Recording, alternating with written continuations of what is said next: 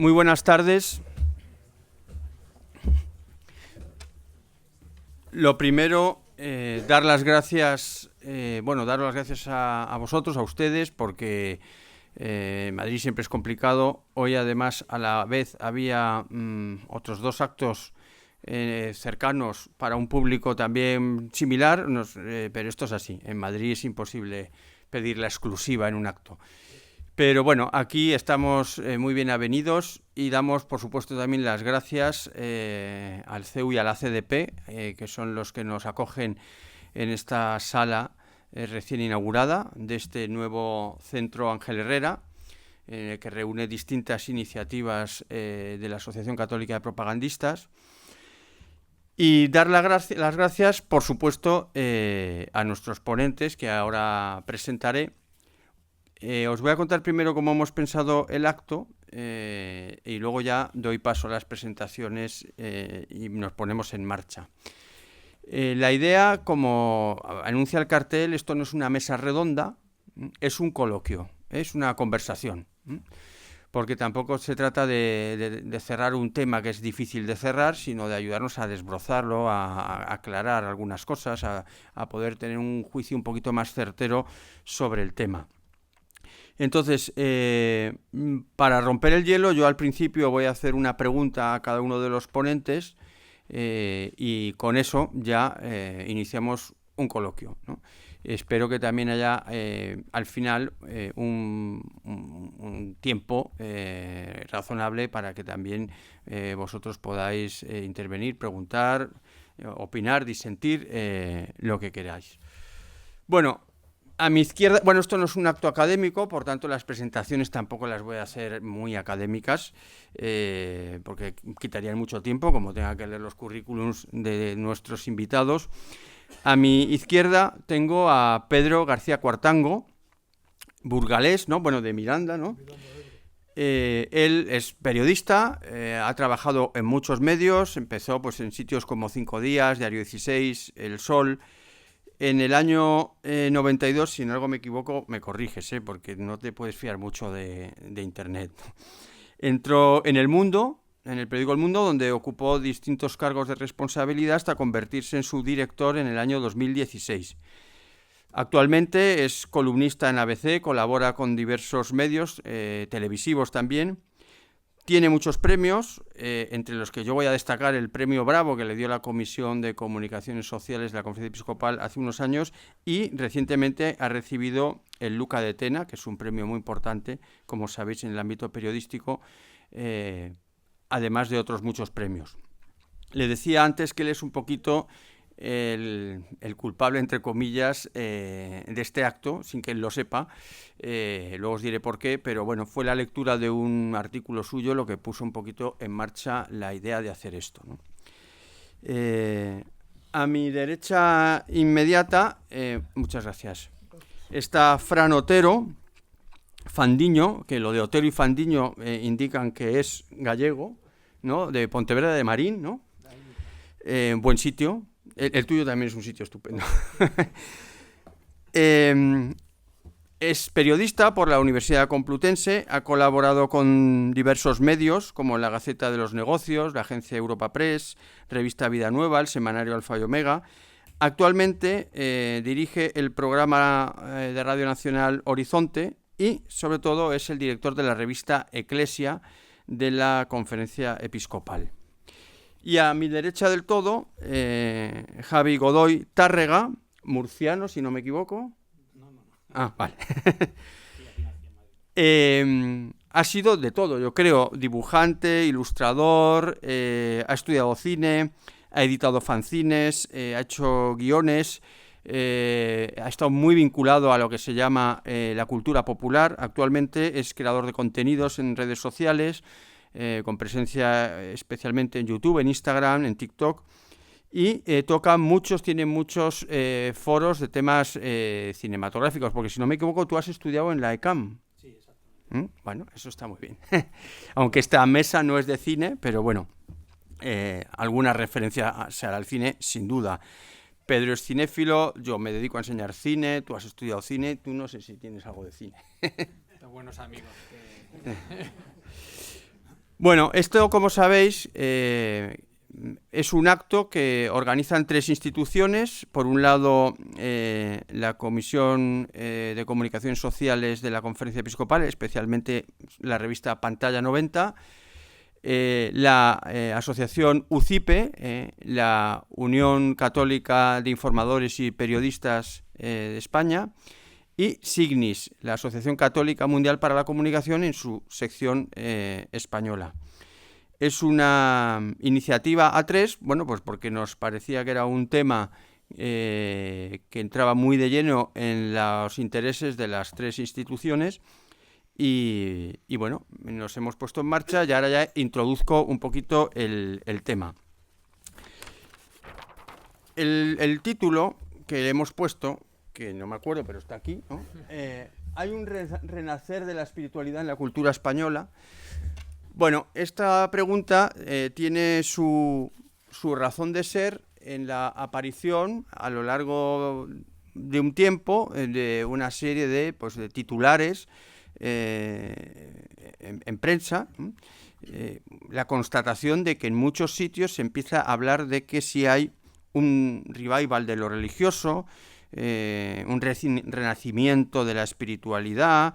En algunos sitios se decía lo católico está de moda, y se han escrito muchas cosas, algunas interesantes y profundas, otras más superfluas, que han venido motivadas por la aparición en el ámbito de la cultura de algunos episodios que han generado este debate. Pues todos podéis estar pensando pues en el disco Lux de Rosalía. No solo el disco, ella ya había hecho algunas otras cosas claramente atravesadas por una inquietud religiosa, ¿no? Se puso de moda algunas frases que había dicho como igual Dios es el único que puede llenar el vacío, etcétera. Luego se sumó al carro la oreja de Van Gogh, ¿no? Con eso de yo creo en Dios a mi manera. Se empezó a relacionar mucho estos 2 episodios con el auge de la película Los Domingos, el auge en premios y en taquilla, ¿no? Y otras muchas cosas. El cantante Nick Cave, que ha escrito un libro sobre cómo la religión le ayudó a superar la muerte de sus hijos. En el ámbito del pensamiento se han hecho populares algunos nombres como Byung-Chul Han o Hartmut Rosa, que también reclaman un tipo de humanidad, digamos, superadora de un materialismo o de un inmanentismo rampantes. Y bueno, pues sobre esto entonces se ha generado, no sé si un debate, pero por lo menos una cierta corriente de análisis, de artículos de opinión, de debates en algunos foros. Y bueno, nos parecía interesante tratar de ver si esto es simplemente un boom informativo, una moda puntual, salpicada de elementos de marketing, o si realmente se puede hablar de que hay síntomas de un giro, digamos, cultural en relación con ¿qué? Pues no sé, con la espiritualidad, con una apertura a lo trascendente, porque esto lo hablaremos, supongo, ¿no? Tampoco sabemos muy bien de qué estamos hablando. Algunos dicen, el revival, no, lo católico está de moda, ves que no es lo mismo, ¿no? No es lo mismo un renacer de la espiritualidad que lo católico. Tiene que ver, pero no es lo mismo. Bueno, habría que como que clarificar un poquito este debate y ese es el motivo de esta mesa. Decía que el origen estaba un poco en un artículo que escribió Pedro en el ABC, que se titulaba Dios no ha muerto. El artículo era muy interesante. Ahora me ha contado, yo no lo sabía, ignorante de mí, que él ha escrito recientemente un libro monográfico sobre Dios en la historia de la filosofía, ¿no? No sé cómo se llama el libro. El enigma de Dios. El enigma de Dios, ¿no? Es decir, que es un tema, efectivamente, que bueno, o sea, iba a decir que da mucho de sí, eso es una banalidad, ¿no? Pero quiero decir que no es un epifenómeno, como dirían los filósofos, ¿no? Sino que realmente hay ahí una cosa de mucha hondura. Y en ese artículo, él afirmaba que la pregunta religiosa no es una moda, como parece que dicen estos titulares, sino que esa preocupación es algo inherente a la condición humana, ¿no? Hay que piensa bueno, que no, que todo esto de Rosalía y tal hay un cierto oportunismo, una cierta operación de marketing, en fin, que hay distintas aproximaciones a este fenómeno, ¿no? También es indiscutible, luego nos ilustrará Fran sobre esto, que bueno, en el ámbito ya concreto de la Iglesia Católica hay unas nuevas sociologías, digamos, entre los jóvenes especialmente, aunque no solo, nuevas realidades que están llamando la atención a muchos jóvenes, que además, al ser jóvenes, tienen una dimensión de presencia en las redes, bueno, pues que es algo nuevo, digamos, en lo que es la presencia de la Iglesia, ¿no? Es una forma nueva de comunicar y de vivir, ¿no? De eso también hablaremos, porque muchos usan la expresión resignificación de lo religioso. Yo querría saber también qué es eso, porque, bueno, se puede entender bien, se puede entender raro, ¿no? ¿Qué es eso de resignificar los símbolos religiosos, etcétera, ¿no? Entonces, bueno, no se trata, por tanto, en esta tarde de aclarar este tema definitivo, pero sí, digo, de ayudarnos a tener elementos de juicio un poquito más consistentes a la hora de hablar de estos temas. Entonces, yo voy a empezar, como os he dicho, con una pregunta a cada uno de los ponentes, un poquito también desde su ámbito más de especialización, podríamos decir. Y la primera pregunta va para Pedro. Tú en ese artículo, Dios no ha muerto, dices efectivamente que no se trata tanto de una moda, dices literalmente, sino que es esta preocupación religiosa tiene que ver con esa angustia existencial que es inherente a la condición humana. Yo, personalmente, estoy absolutamente de acuerdo contigo. Pero es cierto que parece que, no sé, quizá desde los años 80... por poner una fecha, esa inquietud religiosa inherente a la experiencia humana ha ido siendo marginada, empujada, hoy se diría, ¿cómo se dice? Censurada, no,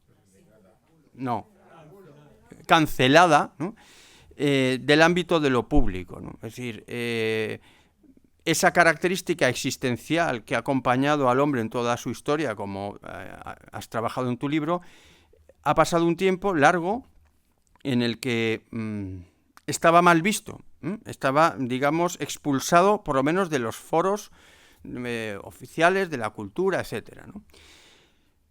Yo tengo dos anécdotas para ilustrar esto de mi ámbito, que es el cine.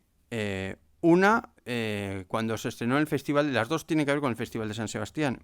Una fue cuando se presentó hace ya unos cuantos años la película Coping Beethoven, de la polaca Agnieszka Holland, una película sobre Beethoven.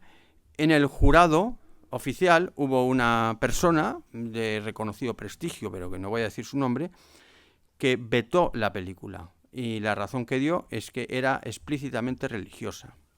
Pero es que hace 2 años, o 1 año y medio, la película Teresa, de Paula Ortiz, que no es que sea una directora creyente ni católica, también le dieron el mismo argumento para no incluirla en la selección oficial.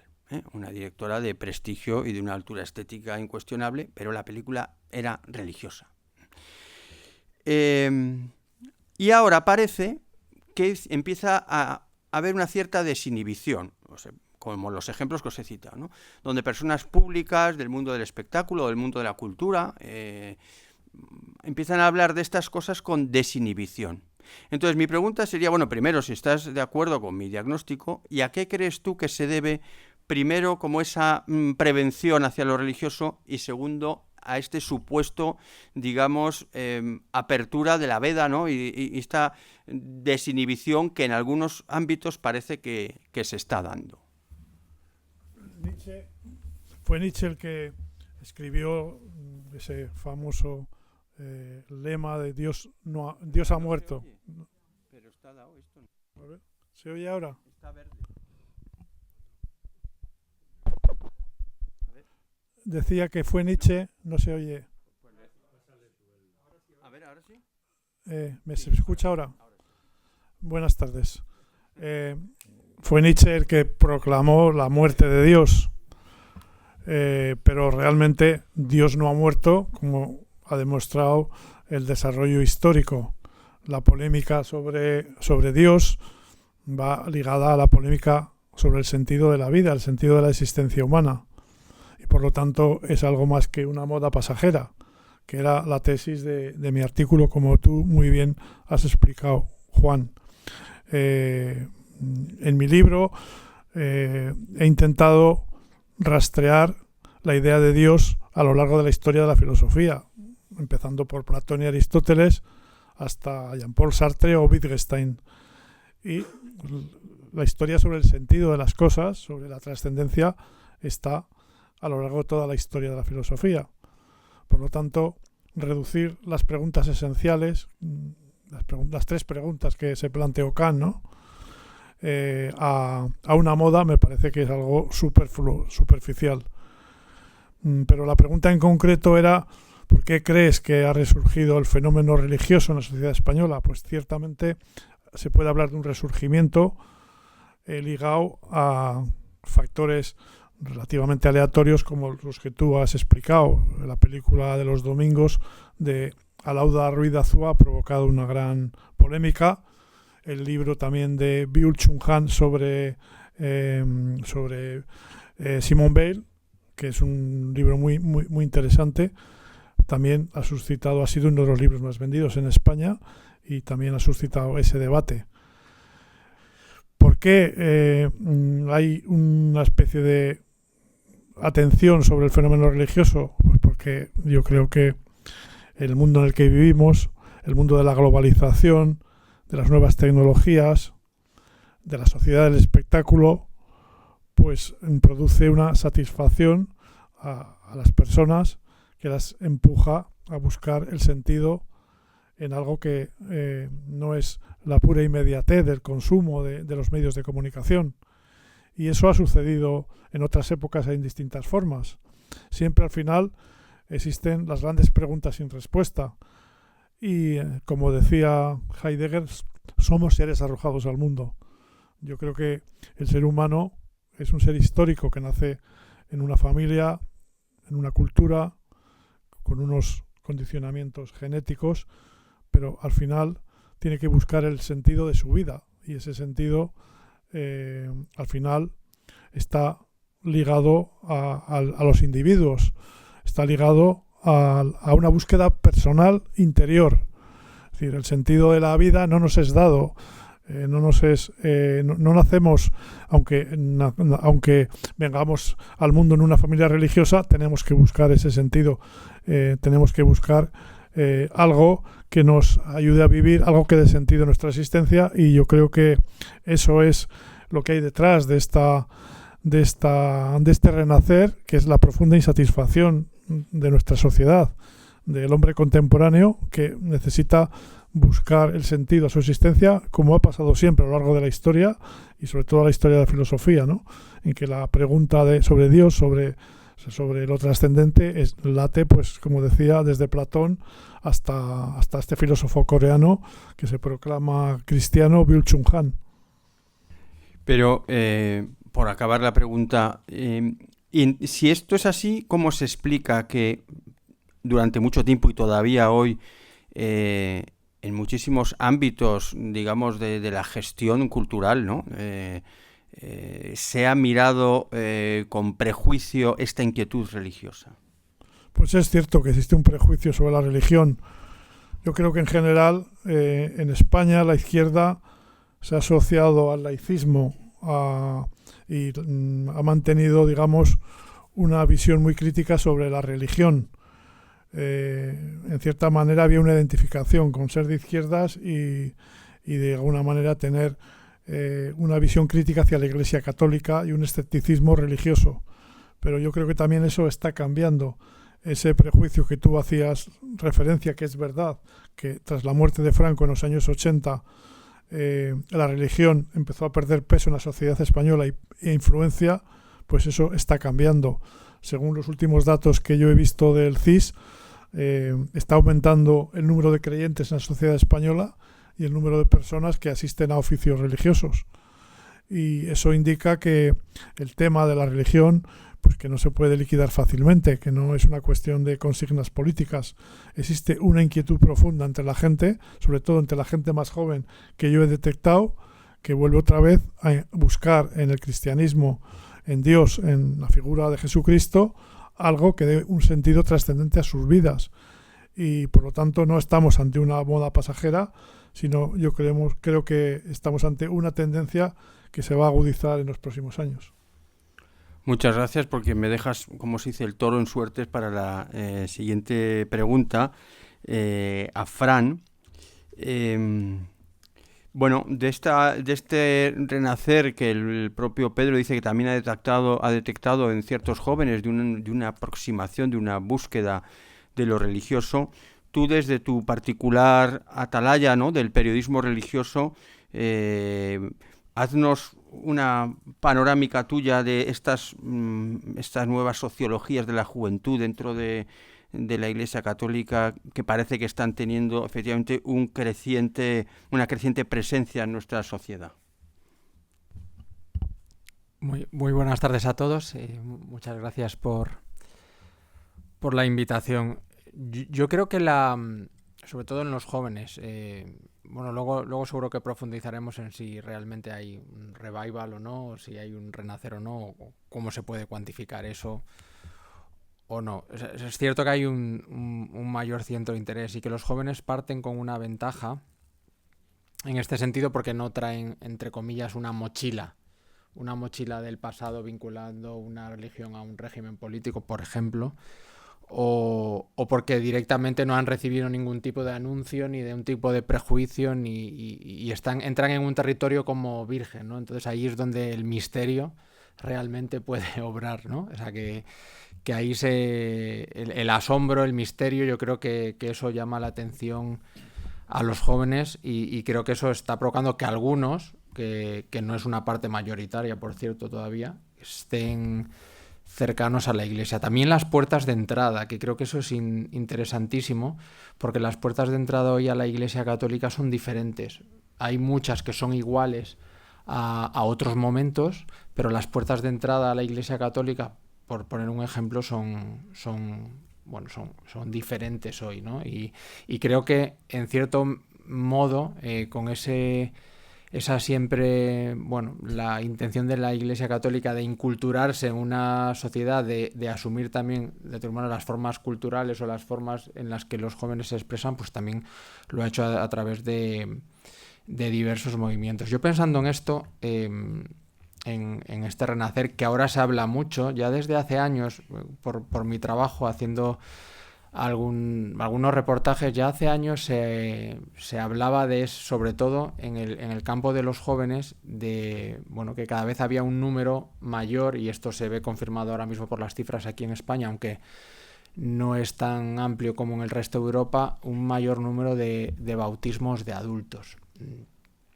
En España, considerando que es a partir de los 7 años, hay unos 13.000, en Francia son muchísimos más, y ahora seguramente tengamos noticias, porque en Pascua es donde suelen culminar ya todos los procesos y se suelen bautizar, recibir los sacramentos de la iniciación cristiana los adultos que eligen bautizar. Pero ya hace algunos años que yo me acerqué a este fenómeno, me sorprendió, porque precisamente uno de los lugares donde más se producía este fenómeno era una de las regiones más secularizadas de España, que era Cataluña, donde los jóvenes, sobre todo jóvenes de universidad, se estaban acercando cada vez más a la realidad de la Iglesia Católica. Jóvenes que además venían de familias que sobre todo eran familias ateas, o familias que no habían tenido una transmisión de la fe, ¿no? Porque luego está esa otra realidad de familias que transmiten la fe, pero los hijos luego toman otra opción, otro camino, aunque ese anuncio queda ahí, ¿no? Son jóvenes que habían recibido la fe en un entorno, pues en la universidad, de otros compañeros, y que en ese momento se habían interesado. Me parece un fenómeno muy interesante, y ahí ya, de hace unos años, pues a lo mejor 8 o 9 años, que yo empecé a ver esto, por ejemplo en Cataluña, con algunos casos, ahora se ha multiplicado. Yo creo que responde sobre todo a una reacción, luego a una reacción de, como decía Pedro, a una redacción de cómo está montada la sociedad, de cómo está pues articulado el sistema en el que vivimos, donde no hay, solo hay espacio para la producción, hay espacio para el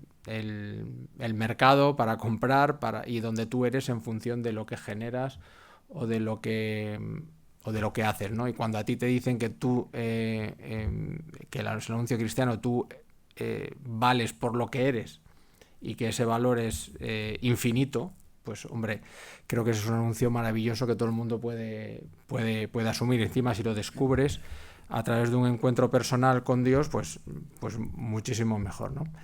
Y esto se ha ido articulando a través de numerosas iniciativas, pero podemos ver, no quiero citar muchísimas, pero tenemos muchísimas iniciativas de cómo los jóvenes han ido encontrando pues esta realidad en la iglesia. Las puertas de entrada de las que hablaba antes, pues yo qué sé, tenemos las cenas alfa, ¿no? Que son encuentros con cenas donde la gente se hace preguntas y reciben, pues habla sobre realmente las grandes preguntas de la fe, donde se ofrece formación cristiana. Por cierto, este año han empezado a hacerlo en el Camino de Santiago, que es una de las zonas donde ya un montón de gente pues que lo hace por diversos motivos naturales, de ocio, por encontrarse con otras personas, y allí encuentran un espacio también para recibir este anuncio. Pero tenemos también el auge de los retiros de impacto, ¿no? Estos retiros de Maús, Efetá o Bartimeo, en función de la edad, los grandes conciertos de Hakuna, que no solo son grandes conciertos sin música, ¿no? Sino también es una parte de acompañamiento, de formación integral, que está llamando mucho la atención, sobre todo a los más jóvenes. Proyectos de familia, como Proyecto Amor Conyugal, seminarios de vida en el Espíritu. Hay muchísimos que yo creo que responden precisamente a esta necesidad del ser humano hoy de trascender, de sentirse valorado más allá de lo que hace, de lo que construya, de lo que genere a nivel económico, ¿no? Entonces yo creo que aquí sí hay una semilla. Yo creo que todavía no es mayoritaria la realidad, pero sí hay, a través de diversos grupos, la Iglesia ha sabido adaptar una respuesta a una parte de la población que está buscando, pues que tiene muchísimos interrogantes, que quiere buscar, que quiere encontrarse de Dios, que quiere descubrir más allá de lo inmanente. Y creo que todas estas experiencias pues surgen de un interés, ¿no? Igual que todas las manifestaciones culturales que se van viendo, ¿no? Hablamos de las películas, del arte, del cine, pues se producen porque hay un interés, porque hay una pregunta, porque hay una inquietud. Así que yo creo que sí, que hay un caldo de cultivo propicio, pero si queréis luego profundizamos en ello. Depende cómo lo abordemos, cómo lo asumamos, podrá ser o no un renacer o no. Muchas gracias. Bueno, y a ti, Javi, yo te quería preguntar estas mismas cuestiones, pero desde tu atalaya, desde tu observatorio, digamos, de ese mundo que antes no existía y que ahora lo llena todo, que es el de las redes sociales, entendido en el sentido más amplio, ¿no? Si tú percibes de alguna manera una apertura, un interés hacia este tipo de, digamos, de dimensión del ser humano que es más trascendente o que busca un sentido más allá de lo que nos ofrece esta sociedad hipertecnologizada, ¿no? Si esto está calando de alguna manera en algunos mensajes que cruzan transversalmente en las redes sociales, bueno, lo que sea, desde tu atalaya, ¿tú cómo ves estas temáticas? Pues mira, Juan, permíteme que empiece. Bueno, hola a todos y a todas.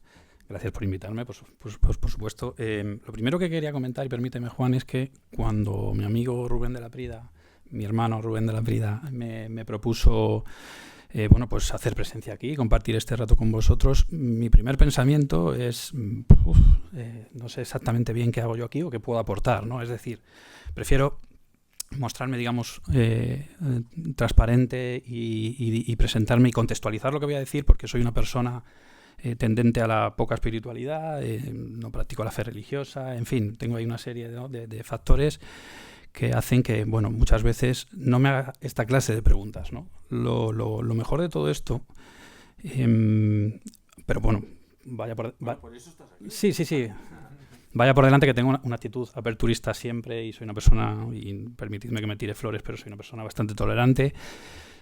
Pero cuando Rubén me lo propuso, yo antes que decirle, mira Rubén, no estoy del todo convencido, preferí darle una vuelta, ¿no? y pensar en las preguntas que me había planteado, ¿no? y decir, bueno, voy a intentar desarrollar esto como si no fuese a ir, como si no fuese a participar, pero plantéatelo. Y la verdad, Juan, y a todos, es que hay ciertas realidades que son innegables y que durante este tiempo, es algo que ya venía percibiendo, ¿no? Soy una persona que se pasa, pues no 24 horas, pero pues 15 horas al día en Internet, en las redes sociales, porque publico diariamente, porque hago contenido en base a lo que también, a la conversación que hay. Y sí que es cierto que ahora, cuando he tenido que ser consciente de tener que responder ciertas preguntas de esta índole que tú nos estás haciendo, pues sí que he visto tendencias hacia, bueno, yo diría, más que a la religiosidad institucional, yo hablaría a lo espiritual, ¿no? A mí me gustaría etiquetarlo así, por lo menos por lo que yo veo en redes, ¿no? Entonces, es verdad que hay mucho contenido, cada vez más, o por lo menos el algoritmo a mí me lo ha enseñado más que otras veces, que tiene que ver con, pues eso, con la fe, ¿no? Digamos, con la fe, con lo espiritual, a veces digamos, en grados diferentes de catolicismo o de, en fin, como lo queramos etiquetar, pero es una realidad. Entonces, obviamente, si eso sucede es porque hay un trend en Internet, ¿no? Es lo que se llama una tendencia, ¿no? Se le etiqueta como trend y es algo que generalmente es efímero, que puede durar una semana, un mes y eso. Me refiero a los bailes típicos o a estas músicas que se nos meten en la cabeza y que muchas veces estamos durmiendo y las tenemos todavía. Pero esto es una cosa que lleva más tiempo y que digamos que se está consolidando en cierta manera dentro de los mensajes que se reciben en las redes sociales, del contenido que hacen cada vez más creadores que se dedican a, digamos, divulgar su fe o su espiritualidad de diversas maneras, ¿no? Esa es una realidad. Podríamos poner muchos ejemplos de creadores con cierto éxito que lo hacen. Pero bueno, evidentemente esto tiene varios factores que lo han hecho posible, ¿no? Y es que, bueno, yo me fijo sobre todo un poco en la generación Z, aunque en redes al final estamos todos y los creadores somos de diversas generaciones, diversas edades, pero bueno, es verdad que sobre todo redes como TikTok las pueblan la gente más joven, ¿no? Gente joven haciendo cosas muy interesantes en el audiovisual. Pero bueno, creo que hemos llegado a este punto, y también ha llegado a este punto gente como Rosalía y posiblemente La Oreja de Van Gogh y posiblemente Alauda a la hora de escribir los domingos, porque hay una serie de factores que están afectando fuertemente, ¿no? Que digamos, y yo tengo algunos en la cabeza como esta época de memes, metahumor, cierto cinismo que se ha vivido en redes sociales, que da la sensación de frivolidad eterna y continua, ¿no? Algo, superficialidad continua. Y es algo que puede provocar desgaste, ¿no? Y que te puede llevar pues a la necesidad de repente de decir, quiero cambiar mi mensaje, porque necesito sentir autenticidad a mi alrededor más que todo esto que estamos viviendo, ¿no? Yo esto de la frivolidad es una cosa a la que me he acostumbrado por los eventos a los que voy, por mucha gente a la que conozco del gremio, en fin. Yo es algo que también, insisto, sin ser una persona que practique la fe religiosa, pero me ha afectado también. Entonces a veces me hago esas preguntas, ¿no? Quizá debamos hacer un contenido que tenga más que ver con la fe o con lo espiritual para que sea más auténtico y salir un poco de esa burbuja, como digo, también del cinismo y demás, ¿no? Bueno, estamos convencidos y yo creo que nos pasa a todos también que tanto la generación Z como las generaciones anteriores, bueno, estamos hartos de guerras, de violencia, de violencia verbal también, en fin, ahí se produce una ansiedad y esto yo creo que también nos inclina, ¿no? O puede inclinar. No hablo de mí porque no lo hago, pero también puede inclinar a muchos creadores a, de repente, intentar anclar a sus comunidades, a sus seguidores, dentro de un discurso que tiene mucho más que ver con lo religioso o con Dios, por ejemplo. Bueno, hay muchos factores más. Yo, Juan, si queréis, yo puedo seguir, pero bueno. No, tú sigue lo que quieras y cuando acabes empezamos el diálogo. Bueno, bueno, por supuesto, para mí también una de las de los grandes factores, de los más importantes, es la comunidad fragmentada, ¿no? Que yo pensaba, la comunidad fragmentada más que nunca, dividida más que nunca, polarizada más que nunca, ¿no?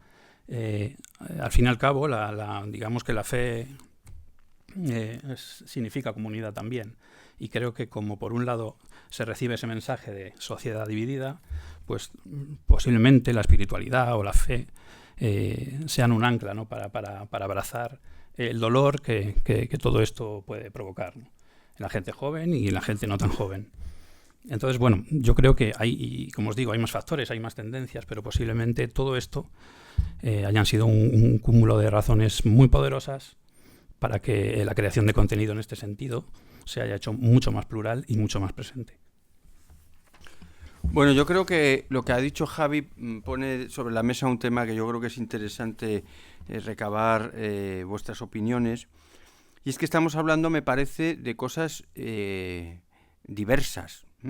No es lo mismo, una búsqueda, digamos, de lo espiritual ante el agobio del materialismo, ¿no? Acordaros que hace ya mucho tiempo cuando se puso de moda el New Age, ¿no? Y la búsqueda, digamos, como de, pues de una dimensión de lo humano que trascienda lo puramente medible, el positivismo más ramplante, ¿no?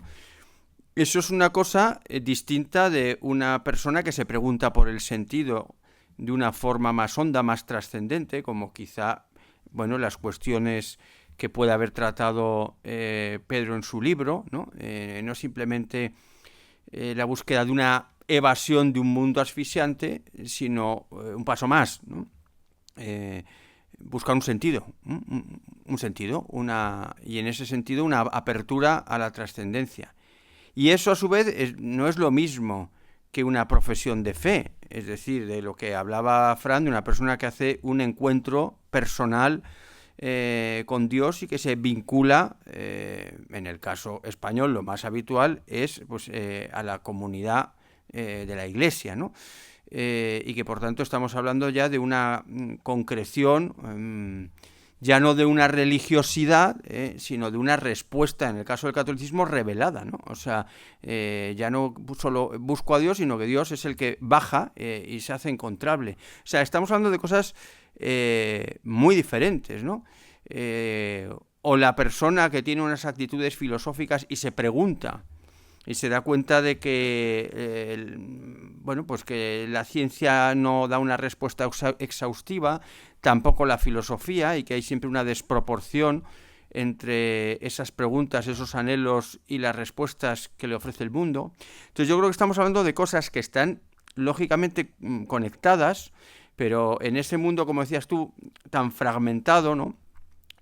Son cosas de distinta naturaleza. Entonces cuando hablamos de renacer, ¿qué es lo que está renaciendo? O cuando hablamos del revival o de todas estas palabras que hemos dicho al principio, ¿de qué hablamos? ¿O hablamos de todas a la vez?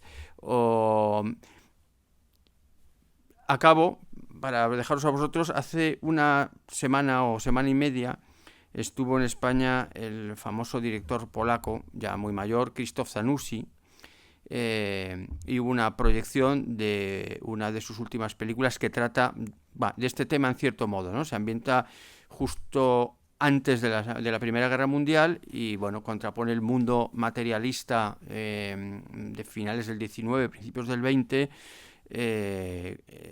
pues con una experiencia que vive el protagonista de carácter trascendente, ¿no? Y hablando con él, yo le pregunté esto, ¿no? Oye, tú que estás en Polonia y tal, ¿también percibes tal?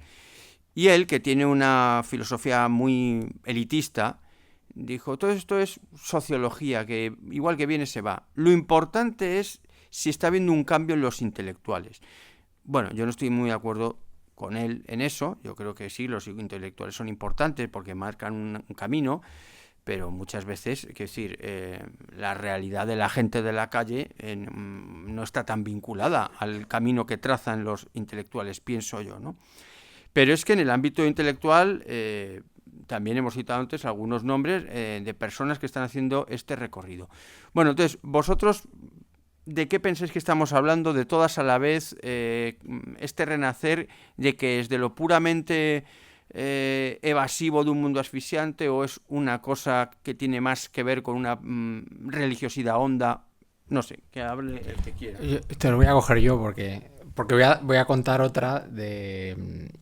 Pues a ti te ha pasado con Zanussi. Yo le he hecho la misma pregunta a Eric Barden, que es un monje trapense, obispo de Trondheim, que además va a predicar los ejercicios espirituales del Papa y de la Curia desde el domingo. Pues un tío interesantísimo, una cultura amplísima. Yo le hice la misma pregunta. Le digo, bueno, ¿y tú qué piensas de esto? ¿Hay un renacer? ¿No hay renacer? Y él me dijo una cosa que a mí me llamó la atención. Me dijo, es cierto que hay un interés. O sea, yo le preguntaba concretamente por el renacer católico. O sea, yo creo que sí existe una realidad de trascendencia que busca, ¿no? Pero luego se manifiesta de diversas formas. La misma Rosalía en su disco y en sus manifestaciones es como un toto revolutum, ¿no? En esa manifestación. Yo le pregunté a Eric Barden, le dije, bueno, ¿y tú qué piensas de esto? ¿Hay un renacer, no hay un renacer? Y me dijo, hay un interés. Y dice, y luego me añadió, pero depende cómo se interesa hacia lo católico, en este caso concreto, se eduque, y cómo la Iglesia también, en este caso concreto, lo acoja, ¿no? Y en función de eso, pues eso ya se verá, ¿no? Pero él decía que por el momento no creía que se pudiese hablar de como un renacer católico. De todas formas, me puso una imagen muy interesante. En los grandes discursos de Jesús en el Evangelio estaban llenos de gente, había multitudes. Y cuando se muere en la cruz hay dos, o sea, su madre y el discípulo más querido. Entonces me ponía esa imagen, un poco de bueno, ese por dónde pueden ir las ejemplo cosas. Me puso Zanussi para refrendar su teoría. Él no me dijo 2, me dijo 12. Tú eres más duro, pero él hizo el mismo ejemplo, ¿no? Ahí los 12 ya algunos están... entonces yo creo que sí hay un interés por la trascendencia, pero precisamente por todo lo que lo hablamos antes, un mundo tan agobiante, y citaba también a Byung-Chul Han y a Simone Weil y la propuesta que hace Simone Weil, que es pues como una propuesta alternativa a este mundo, ¿no? Propone la atención, propone el vacío, es totalmente contraria. Cuando hoy estamos, pues nos tenemos dificultades para atender, bueno, entonces creo que es interesante diferenciar, que creo que hay una sed de trascendencia.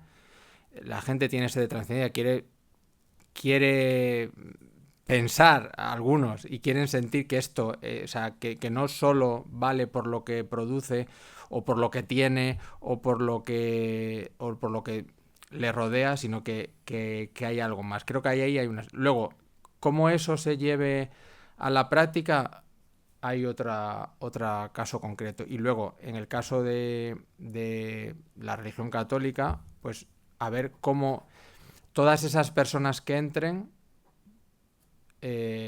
porque esto no es Mr. Wonderful. O sea, luego la fe te va a confrontar, luego la fe te va a pedir cosas, luego vas a tener que renunciar. O sea, luego vas a tener, o sea, tu vida vas a tener que tomar decisiones si quieres que tu fe sea coherente con ella. Entonces va a haber una prueba de fuego, ¿no? Entonces veremos si quedan dos, quedan muchos o queda alguno.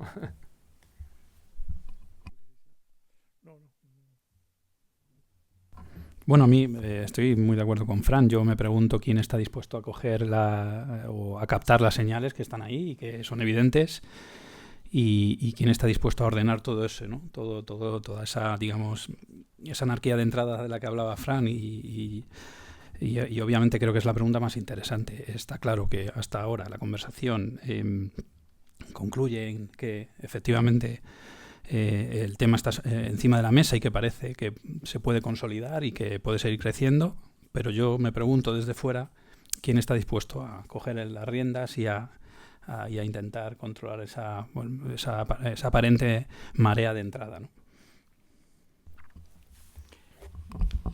Bueno, yo querría decir una cosa desde mi ámbito, que es la enseñanza, ¿no? Algo has apuntado tú. En todos estos años yo he ido viendo claramente cómo los jóvenes, los que vienen a la universidad, ¿no?, que es donde yo me muevo, han pasado de ese prejuicio histórico que comentaba antes Pedro, ¿no?, que viene pues después del franquismo, de una asociación entre política y religión, cuando esa generación, bueno, que pues por ejemplo es la mía, ¿no? O sea, que hemos nacido a finales del franquismo, que hemos vivido toda la transición, la generación siguiente, la de nuestros hijos, que con perdón, yo creo que es fundamentalmente analfabeta.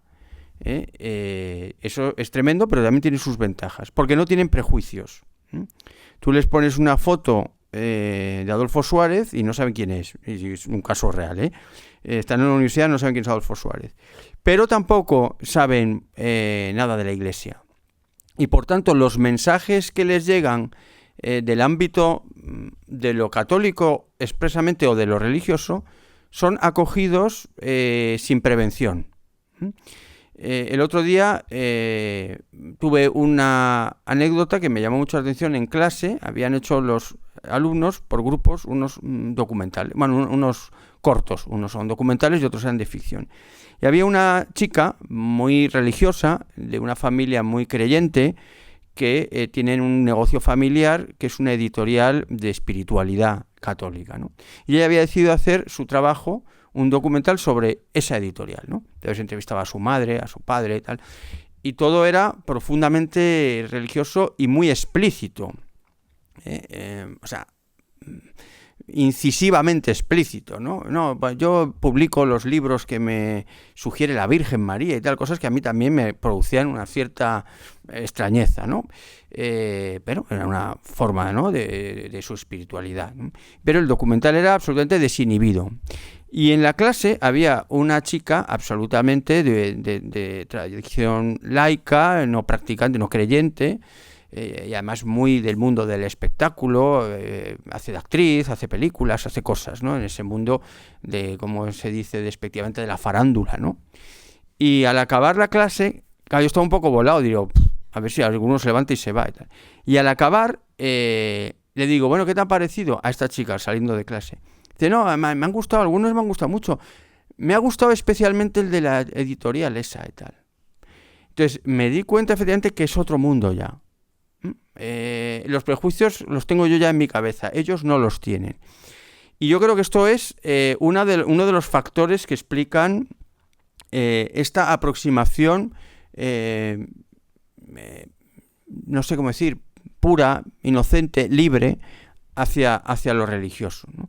Y que se combina efectivamente con un mundo que está siendo para ellos muy difícil, muy difícil. Es un mundo donde es difícil encontrar trabajo, donde es imposible encontrar vivienda, donde hay guerras y amenazas cada vez más estremecedoras, donde el planeta está sufriendo unos cambios muy importantes, donde, como decía Ana Iris, que también nos hubiera gustado que estuviera aquí con nosotros, pero no ha podido ser, toda esa generación de nuestros padres, o sea, de la mía, que se supone que, bueno, pues que habían vivido con gran dificultad y tal, y que ahora por fin se había alumbrado un mundo de libertad y tal, todo es un engaño. Dice, yo quiero vivir no como mis padres, como mis abuelos, que vivían mucho mejor, que tenían unas relaciones humanas, que tenían un hogar, que tenían un trabajo en el que podías prosperar. Todo eso se nos ha quitado, ¿no?, dice Ana Iris en uno de sus libros, ¿no?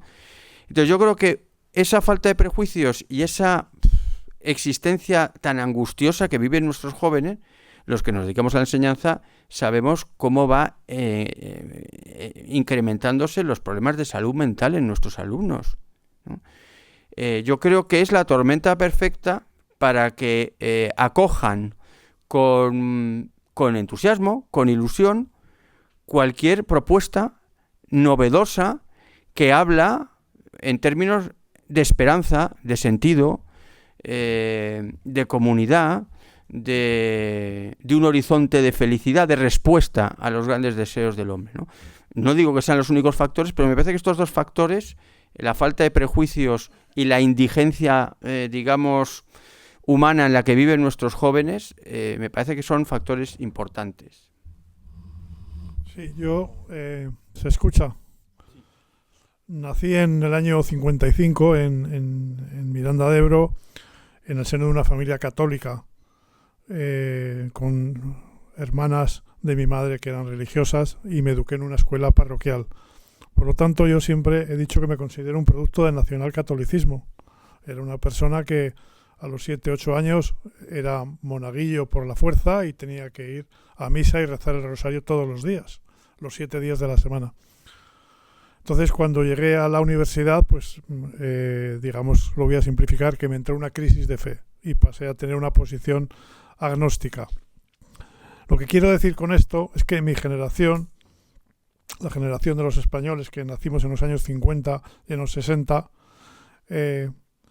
éramos católicos por una convención social, por nuestro origen familiar y por la educación que recibíamos.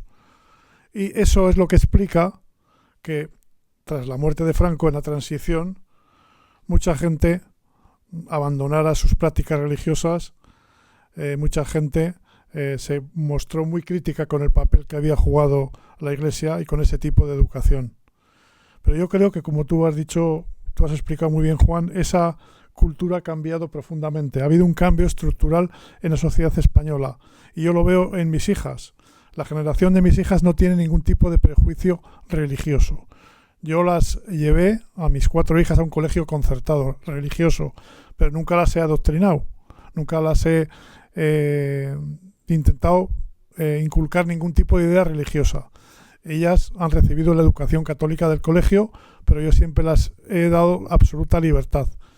Y lo que veo en ellas es un interés por la religión nuevo, porque, como tú decías, Juan, no tienen ningún prejuicio. Están muy abiertas al mensaje religioso y varias de ellas están muy implicadas ya, pues, con la acción de la parroquia. Están comprometidas con distintos programas sociales. Por ejemplo, van a enseñar a inmigrantes. Los domingos van a repartir comida en algunos barrios pobres. O sea, ellas están mucho más abiertas a la religión sin ningún tipo de prejuicio. No van a los oficios religiosos, no van a misa porque estén obligadas socialmente, porque piensen que tengan una idea, digamos, de que de que eso sería, pues, un pecado. Simplemente ellos tienen una motivación positiva, han aceptado el cristianismo como un mensaje de redención personal, como algo que da sentido a sus vidas, y desde ese punto de vista me parece que ha habido un cambio positivo. Es verdad que antes, si hacías una encuesta en el año 60, que no se hacían, pues el 99% de la población española era católica practicante. Ahora las cifras son mucho más bajas porque ir a la iglesia y ser católico es un acto de libertad. Y a mí eso sí que me parece un cambio positivo, aunque, como decías tú, hay muchos menos católicos, hay muy pocos probablemente que sinceramente sigan el mensaje de Cristo, pero desde luego me parece que ahora el cristianismo y la iglesia son mucho más auténticos que lo eran hace 50 o 60 años. Bueno, sí, yo creo que a veces los católicos, hablo por mí también, tenemos un poco de complejo, porque en cuanto vemos un resquicio de ¡guau! Nos ponemos de moda, es que nos venimos arriba rápidamente, y no es para tanto a veces. O sea, nos venimos súper arriba cuando digo, una peli los domingos, Rosalía habla de Dios, y digo, ¡guau! Es que esto ya es... Bueno, a veces hay que bajar un poco el suflé, no pasa nada, pero está bien que nos emocionemos, hombre. Que estas cosas son... Bueno, yo creo que estamos llamados a ser minoría, pero, como decía Benedicto XVI, minoría creativa. Entonces yo creo que ese es el papel de los católicos hoy. Ojalá fuésemos mayoría, porque estaríamos hablando de que gran parte de la población, pues, puede beneficiarse de este mensaje de esperanza, de este anuncio de vida sobre la muerte. O sea que, yo creo que el mensaje de la Iglesia, el mensaje del cristianismo, es completamente actual y viene hoy a la raíz de los principales problemas de la sociedad. Otra cosa es que lo abrace una gran mayoría o no, pero yo creo que el mensaje es fuerte, que el mensaje es actual y bueno, que hay una minoría creativa que tiene que pues ser sal, luz y fermento en este momento. Yo creo que esa es la clave. También creo que al margen de esto, creo que se ha perdido un poco un cierto miedo, ¿no? O sea que sobre todo lo veo entre las personas con más relevancia social, ¿no? Ya no hay ya no hay tanto miedo a decir soy creyente o practico o tengo fe, ¿no? Y eso también va calando. Y yo creo que también tiene que ver con eso, ¿no? Porque personas con mayor relevancia, cuanto antes podían ver que manifestar una fe podía tener una repercusión en su carrera o podía ser tachado de una o de otra manera. Yo creo que ahora, como se vive con una cierta normalidad, pues esa normalidad provoca que nos encontremos con personajes muy famosos que dan testimonio de fe, que hablen abiertamente de su fe en redes sociales y bueno, yo creo que todo esto es positivo, es una corriente de fondo que yo creo que es muy interesante y que habrá que seguir. O sea que a mí me parece que va por buen camino, pero de todas formas sigo pensando que hay una tendencia, pero que no hay un renacer católico como tal, ¿no? Bueno, o sea si que... me permites una postilla, yo no estoy de acuerdo. O sea, yo creo que efectivamente el número de creyentes practicantes puede que sea minoritario en la sociedad española, aunque el CIS en sus encuestas revela que la mayoría de los españoles se declaran de alguna manera creyentes o católicos. O sea, puede que no haya un incremento espectacular de los católicos militantes, pero sí que hay un renacimiento de los principios del humanismo cristiano. Yo creo que esto es muy importante. Es decir, en un mundo como el que vivimos ahora, con un auge de los populismos, vemos un gobernante como Trump, realmente caótico, imprevisible, que pisotea los derechos humanos, que desprecia a los inmigrantes. Tiene mucho más sentido que hace una década la reivindicación de los valores del humanismo cristiano. Y de hecho, la izquierda en España, concretamente el PSOE, que antes estaba muy distante de la Iglesia, en algunos temas como la inmigración, empieza a acercarse mucho. Y yo he visto a algunos dirigentes del PSOE, como por ejemplo Salvador Illa, reivindicar expresamente los principios del humanismo cristiano. O sea que puede, y ahí enlazo con lo que decías tú, puede que el catolicismo esté, no digo en recesión, que esté estancado o que el número de católicos practicantes sea una minoría, pero lo que no es ya una filosofía exótica ni algo, digamos, rechazado socialmente es el humanismo cristiano, que yo creo que está resucitando y a mí eso me parece muy importante. Claro, sí, fundamentalmente, sí, porque creo que la civilización occidental está construida sobre esos valores. Lo que pasa es que en cuanto los hemos olvidado, pues pasa lo que pasa. Una anécdota muy, muy interesante. Leía el otro día una newsletter, digo, para que veáis también como el interés. O sea, el New York Times ha sacado una newsletter sobre creencias, ¿no? Entonces, en esa newsletter esa semana me he encontrado una noticia muy interesante, que Harvard, la Universidad de Harvard, está haciendo un estudio en un programa sobre cómo medir el impacto del amor al prójimo a nivel social. O sea, me parece muy interesante, porque es una cuestión que hemos olvidado, ¿no? Lo hemos etiquetado como algo casi infantil, romántico, el amor al prójimo y el amor al enemigo. Y decía, en una de las reflexiones que planteaba, decía que es algo profundamente cristiano esto del amor. Y decía que la realidad del amor estaba profundamente enraizada en muchísimos ámbitos de nuestra vida, en la vida familiar, en la vida con nuestros amigos, en muchos ámbitos de la vida, pero se había desplazado de todo el ámbito político o incluso a nivel gubernamental, ¿no? Entonces estaba intentando, pues ese programa, investigar cómo el impacto que tenía el amor al prójimo y el amor a los enemigos, que es algo que predica el cristianismo a nivel social. Por eso me parece muy interesante cómo toda esta, bueno, la realidad del humanismo cristiano es capilar, gracias a Dios, sigue manteniéndose en la base de la civilización occidental, porque si no, no sé dónde estaríamos. Pero ya te dejo hablar, Javi. Yo simplemente quería recordar que a mí me parece muy importante que la espiritualidad genera conversación, ¿no? Y porque Dios es una palabra con mucha carga.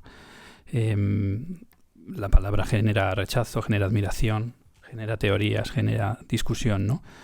Y yo creo que, bueno, en el mundo en el que yo convivo, puede ser algo marketingiano también, pero puede dar a luz muchas cosas y muchos argumentos que sirvan a la gente en general, a la gente más joven, ¿no? Sobre todo también.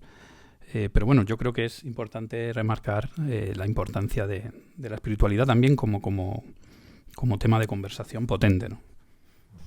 Fíjate, han salido dos cosas y enseguida vamos a dar tiempo para que podáis intervenir. Una, lo que comentabas de tus hijas, a mí me parece que, o sea, la labor social de la Iglesia ha estado siempre presente desde los orígenes, ¿no? Pero es verdad que ahora está más visibilizada. Por sí misma, por los medios de comunicación, no lo sé, pero es verdad que en el mundo que vivimos, que se desangra por tantos lados, la presencia de la Iglesia donde están los más necesitados es muy evidente, ¿no? En ámbito de pobreza, de guerras, de inmigración, en entornos de persecución, ¿cómo se decía?, de violación de los derechos humanos. Y yo creo que eso también es una realidad que cala mucho en los jóvenes. Muchos jóvenes se vinculan a la Iglesia a través de este tipo de voluntariados o de obras sociales, de trabajo a pie de calle. Y yo creo que eso también, aunque ya digo, siempre ha existido la labor social de la Iglesia, es evidente, pero hoy digamos que está en el escaparate de una forma mucho más clara, ¿no?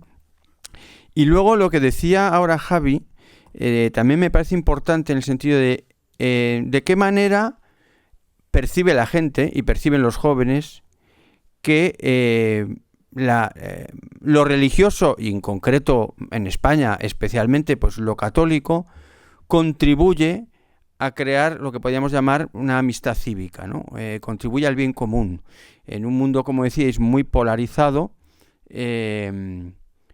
la propuesta cristiana habla de tender puentes, de la conversación, de escuchar al otro, de ponerse en el punto de vista del otro cuando hay una confrontación.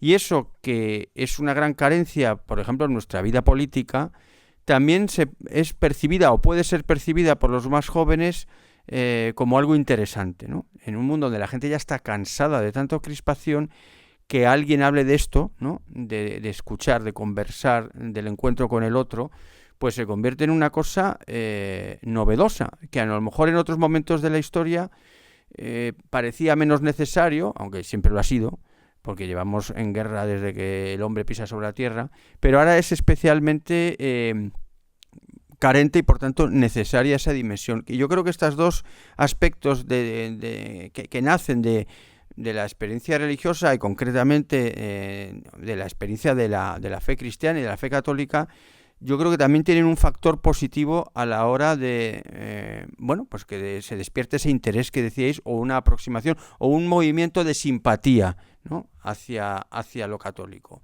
Y creo que hay muchos más factores, pero yo creo que estos dos son interesantes. Yo Juan, permíteme que cuente algo anecdótico, pero que me parece muy relevante. En mi canal de TikTok, yo publiqué hace un tiempo mi clip favorito de la Pasión de Cristo. Es el momento del encuentro de Satán con Jesús. No sé si lo recordáis, ese momento nocturno, con ese ambiente tan de Caravaggio, ¿no?, como se dice, que se inspiró Gibson en la puesta en escena. Bueno, es un clip, te diría que es de los clips con más reproducciones, que son millones, que tuvo mi canal de TikTok. Y no solo tuvo reproducciones, sino que lo que se generó en torno al clip fue una conversación brutal, de miles de personas comentando el clip. Y te diría, porque yo al principio cuando vi esa oleada digo, cuidado, yo controlo mucho los comentarios, siempre que sean desde el respeto y la tolerancia y demás. Tengo bastante cuidado con eso, pero claro, ya hay un momento en que se me fue de las manos. Entonces yo temía que la cosa se fuese, digamos, a poner un tanto extrema, ¿no? Pero fue todo lo contrario. Fue una conversación muy sana, digamos que con muchas dosis de espiritualidad precisamente, gente haciendo en poco espacio algunas reflexiones muy interesantes. Y bueno, aquello me acuerdo de comentarlo también con Rubén, que le gusta mucho ese momento también de la pasión, ¿no? Y me pareció muy revelador y quería contarlo porque me di cuenta de que, bueno, una imagen como esa pues podía generar precisamente una conversación donde además había gente de polos opuestos, ¿eh? O sea, no era todo... Y dije, bueno, es posible, ¿no? Es posible una conversación entre muchas personas en un medio como TikTok, que a veces es bastante hostil. Pues aquí todo fue pacífico, todo fue, digamos, constructivo y didáctico, y para mí fue una gran satisfacción ver eso. Bueno, pues si os parece, tenemos ahora 10-15 minutos para que o bien a toda la mesa, a alguien en concreto, Rubén, Miguel y Ana. Ahora os pasan el micro, aunque yo creo que aquí todo se oye porque es pequeño, pero bueno. Aquí. Bueno, aprovecho, porque claro, yo ya me despisto, para agradecer, he agradecido a las instituciones que han convocado este acto, pero quiero agradecer a las personas de esas instituciones que lo han preparado, como son Rubén de la Prida, de Signis España, Chema Legorburu, de UCIPE, y José Chovera, de la Comisión Episcopal de Comunicaciones Sociales, que si no me iba a ir sin dar las gracias. Gracias, Juan, y gracias a todos los que estáis aquí compartiendo esta experiencia tan diversa y por tanto tan enriquecedora. Yo tenía dos preguntas, una para Pedro y otra para Javi. Pedro, has mencionado a Trump y cómo precisamente los principios del humanismo cristiano pueden ser un ancla potente contra estas figuras tan polarizantes que hay en la política de hoy en día.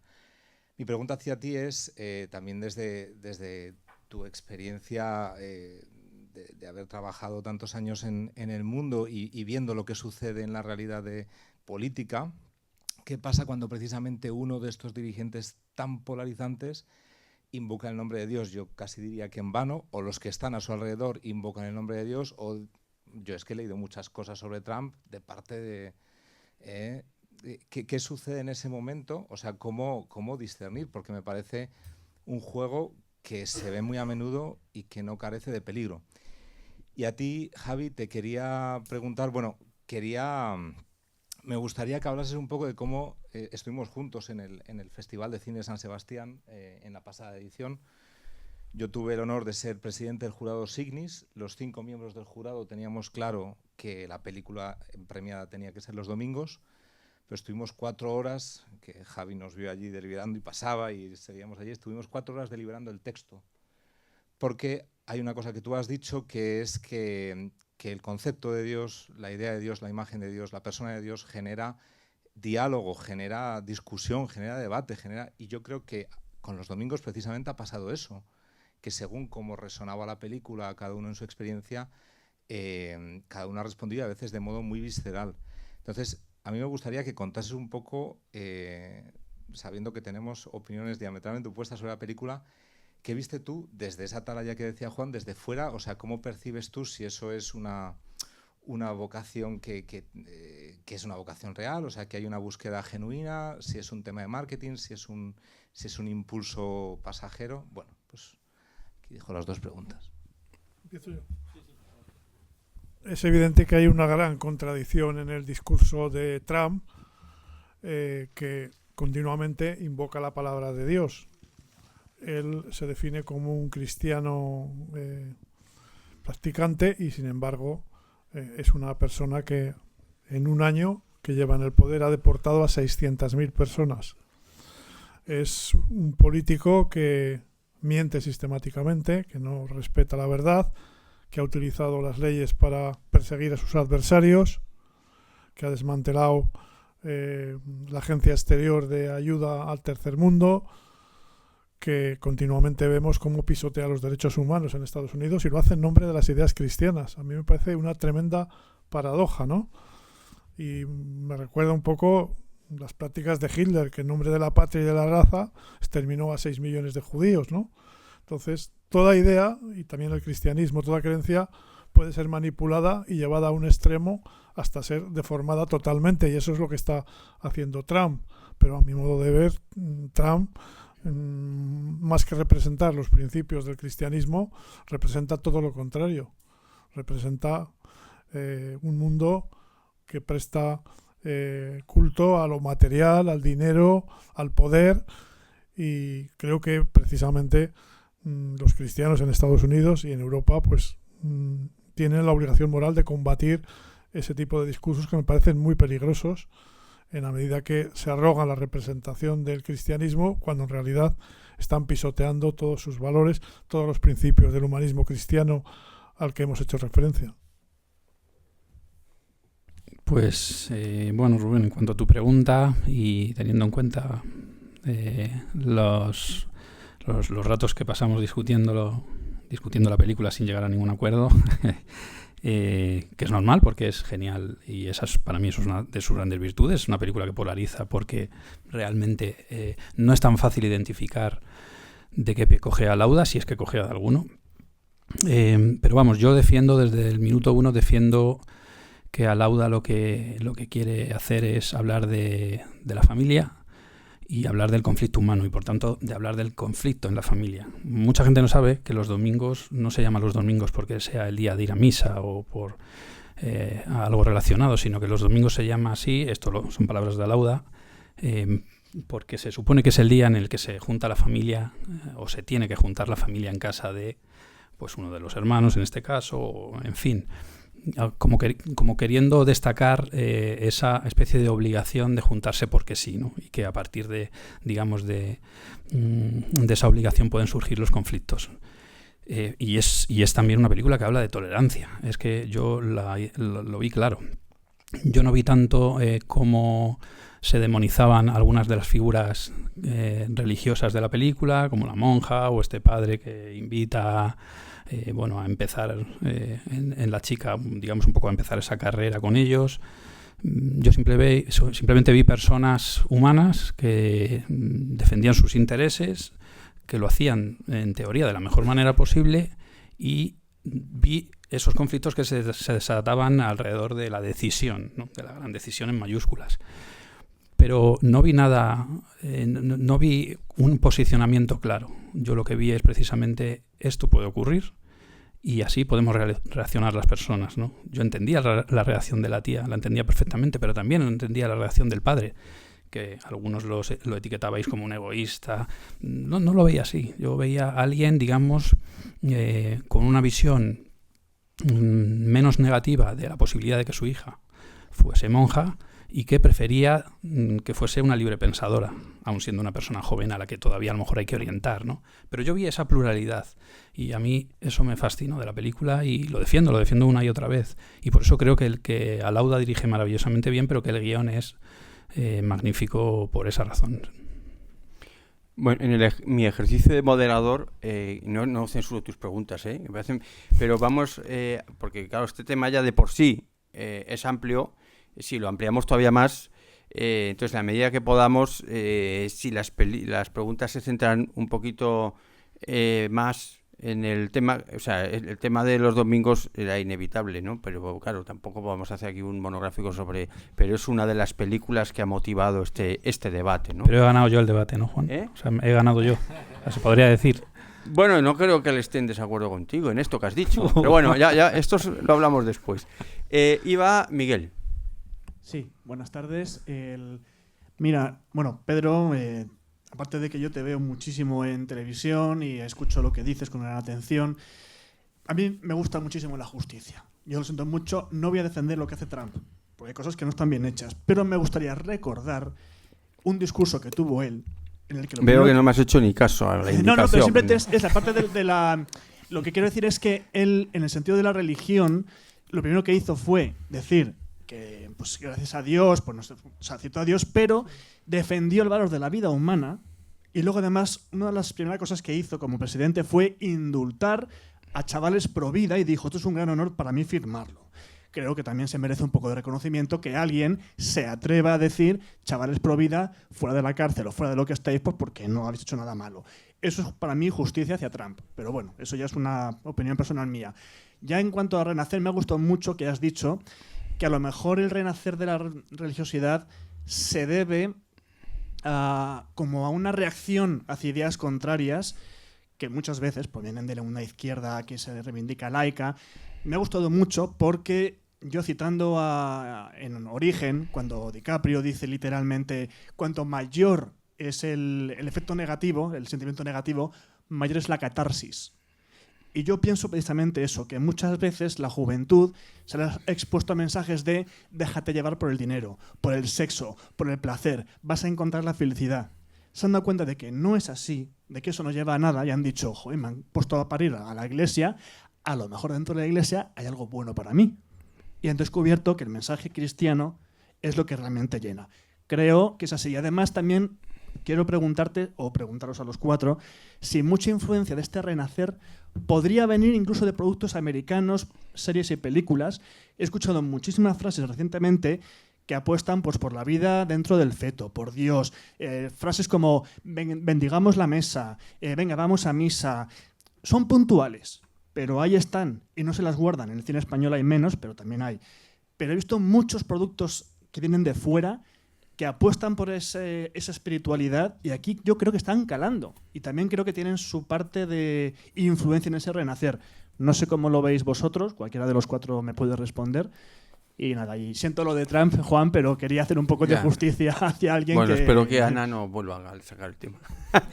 Yo solo decir una cosa. Yo creo que la cultura cinematográfica americana y de series, cultura americana, es muchísimo más desinhibida respecto al tema religioso que la nuestra de siempre. Es decir, en todas sus películas el tema de Dios se plantea sin problema. O sea, yo creo que hay un matiz cultural muy importante. Otra cosa es que eso empiece a ser acogido aquí con menos extrañeza que antes. Bueno, los yanquis, claro, bendicen la mesa. Quizá ahora se vea de otra manera, pero siempre en sus películas y en sus producciones no han tenido ese tipo de autocensura y prejuicio que antes hablábamos, tan característico de la sociedad española. Yo ahí ¿cómo te llamabas? Perdona. Miguel, ahí es importante decir que hay una plataforma que posiblemente conozcáis, que es Acontra Plus. Acontra Plus es una plataforma de streaming como Filmin, como Netflix y demás, y que bueno, creo que tienen mucho contenido religioso y se ha consolidado en España en los últimos años. He conocido gente en algunos eventos también y tenía mucha curiosidad por ver un poco sus estudios de mercado y parece que funcionan muy bien. Dentro de su catálogo hay una serie que se llama The Chosen, que tiene fandom, o sea, tiene un nivel de seguidores brutal porque, bueno, sus narrativas están modernizadas, los personajes, digamos, ¿no?, que se han adaptado un poco no a un nuevo relato porque es el que es, pero sí a una manera de contarlo diferente, ¿no? Y con esa serie lo han reventado literal. Y hasta... Perdona, te diré que el presidente de Acontra Plus y el que trajo The Chosen a España, por ese motivo recibió también el mismo premio Bravo que recibió Pedro, o sea que hay unas conexiones, sí. ¿No? Pues así es, sí, o sea, quiero decir que, bueno, obviamente, y todo aquello viene de allí, ¿no?, como tú decías, o sea que, evidentemente, y como decía Juan, digamos, esa manera de hacer audiovisual religioso en Estados Unidos con mucha más soltura y con menos cadenas, ¿no?, pues al final acaba llegando a Europa en general. Yo creo que en los medios de comunicación no tenemos tanta influencia. Yo más bien creo que el movimiento de resurrección, de la trascendencia, de las preguntas sobre el sentido de la vida, está muy unido al hastío que existe en la sociedad, al desencanto. Ya en 1967, Guy Debord escribió el clásico La sociedad del espectáculo. Decía que el capitalismo había dejado de operar en base al intercambio de mercancías y que había surgido el nuevo capitalismo de la representación de la imagen, o sea, del relato, que es un poco lo que estamos viendo en las redes sociales, en lo que han propiciado las nuevas tecnologías. Y yo creo que en ese mundo empieza a surgir una sensación individual casi angustiosa, de necesidad de búsqueda de algo que vaya más allá, de un sentido que dé sentido a la vida y valga la redundancia. Y yo creo que por eso estamos viviendo a ese renacimiento del sentimiento cristiano, estamos asistiendo a ese fenómeno cultural que vemos en películas como Los Domingos o como libros como el de Byul-Chul Han. Y por lo tanto yo creo que eso es algo más profundo que las modas, es algo que yo creo que de alguna forma no va a ser pasajero, sino que se va a quedar. Bueno, hay que ir acabando porque habíamos hablado de acabar y media, además se nos está yendo la gente. Entonces yo pediría a Ana y a María Ángeles que muy brevemente las dos seguidas dijerais un poquito lo que queréis y tratamos de acabar en hora. Bueno, a mí me gustaría dirigirme a Fran. Mira, yo la verdad, yo no sé si podemos hablar de si la sed de trascendencia es mayor o menor. O sea, yo creo que son preguntas que no se pueden responder. Y también creo que es muy difícil saber si hay más católicos o menos, por mucho CIS, que el CIS francamente ahora tampoco es una fuente muy fiable, pero al margen de eso ni siquiera las encuestas creo que sean capaces de reflejar una realidad como esa que es compleja. Entonces hay muchas preguntas que no se pueden contestar. Lo que creo que sí se puede afirmar es que, y esto lo digo por mi entorno que es universitario y por mi entorno personal, la expresión no ya de la espiritualidad sino de lo cristiano se hace en libertad, es lo que dice Juan, ¿no? Que han caído clichés, que han caído prejuicios, que alumnos que tenemos, por hablar de cosas concretas, ¿no? Con un aspecto que no dirías que es que está en Emaús a tope, o sea, hay como una especie de caída del estereotipo, ¿no? Da lugar a que sea mucho más fácil sacar ciertos temas o difundir determinadas ideas. Creo que es lo único que se puede constatar realmente, el resto lo va a decir el tiempo, y que esta facilidad para expresar las afinidades hacia lo cristiano, sospecho que tienen también mucho que ver, aquí siento ser algo pesimista, con una mentalidad posmoderna en la que todo cabe. O sea, ahora cabe todo. Y eso no tiene por qué ser malo, ¿eh? O sea, no lo quiero cargar ese comentario de negatividad. Pienso en un tema también muy concreto que salió a relucir en una clase hace muchos años, que fue el tema de la virginidad. Que me acuerdo que yo les pregunté a los alumnos, ¿no? No me acuerdo por qué salía este tema. Bueno, si aquí hubiera en esta clase algún homosexual, ¿qué pasaría? ¿Pasaría algo? No, no pasaría nada, no pasaría nada. Tal. Y si aquí alguno de vosotros dijera, yo quiero llegar virgen al matrimonio, ¿qué pasaría? Y esto hace años, recuerdo con claridad que detecté una incomodidad profunda. Quien saliera ahí levantando la mano diciendo yo, o sea, era valiente, heroico, ¿vale? Hoy, por ejemplo, percibo que ese tipo de pregunta no generaría tanta incomodidad. O sea, es verdad que se puede constatar una apertura o una facilidad a la hora de expresar ideas y que eso ha tenido un cierto contagio, también estético, ¿no? Que no se puede tampoco desligar de eso, de una especie de mare magnum también, ¿no? de ideas generales. Creo que es una oportunidad, que a lo mejor viene por un camino que no esperábamos, los caminos de Dios, ¿no? Pues a lo mejor la mentalidad posmoderna nos da esta oportunidad, ¿no? de exponer un mensaje que por sí mismo es lo más atractivo que pues encontrar, y que combinado con una buena forma o con pues lo que decíais, ¿no? Con muchas circunstancias que se están dando, ¿no? Sociológicas, de hastío, de emergencia de movimientos distintos, bueno, pues se pueden combinar, ¿no? Para ir hacia un buen lugar. Y luego, por otra parte, me gustaría también llamar la atención sobre un poco el título del encuentro, ¿no? Y hablar un poco de lo